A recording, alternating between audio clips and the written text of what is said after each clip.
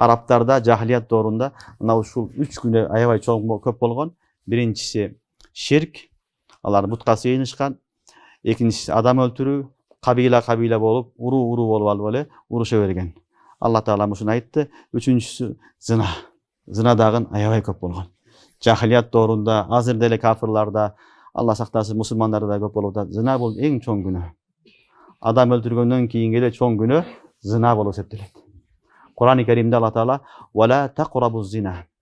Innahu kana fahisha. Innahu kana fahisha." Вала taqrabu zina деген. Зына кылба деген жер жок. Зынага жакындабагыла. Бул аябай ифлас иш. Аябай уяттуу иш деген Аллах субханала таала. Ошондуктан шариятыбыз ар дайым нике кылганга чакырат. Зынаны жоготуунун жолу нике. Кафирлар ар дайым не кылат? Зынаны көбөйткөнгө аракет кылат. Мусулман, ислам дини зынанын жоюунун жолу бул никелешүү.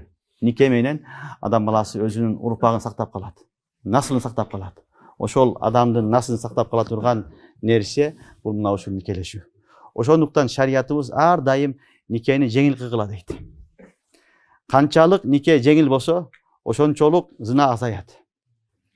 Канчалык никени кыйындаштырсак, тойду өтө кымбат кылып салсак, махырды кымбат кылып салсак, ошончолук зына көп болот. Зына көп болот. Ошон үчүн шариятыбызда никени жеңил кылгыла, эки тараф разы болсо эле не кылгыла, кызга жуш келсе бергиле деп пайгамбарыбыз саллаллаху алейхи вассалам айтат. Хадисте келет, Расулуллах саллаллаху алейхи вассалам айтат: "Я ма'шара шабаб, ман истата'a минкумул ба'a фалятазавваж." Я ма'шара шабаб, жаш балдар, бойго жеткен балдар, кимдин колуңардан келсе, не кылгыла? Нике кылгыла деген. Демек, зынадан токтотуп калуунун жолу бул никелешүү. Нике аркылуу адам баласы өзүнүн нафсын да сактайт, урпагын да сактайт, зынадан дагы алыс болот. Демек, Алла Таала "Вала язнун" дегенде билинди, алар зына кылышпайт деди. Демек, мусулман адам зына кылбайт, ал адам нике кылат. Нике аркылуу өзүнүн нафсын сактайт, өзүнүн аброюн сактайт, үй бүлөсүн сактайт.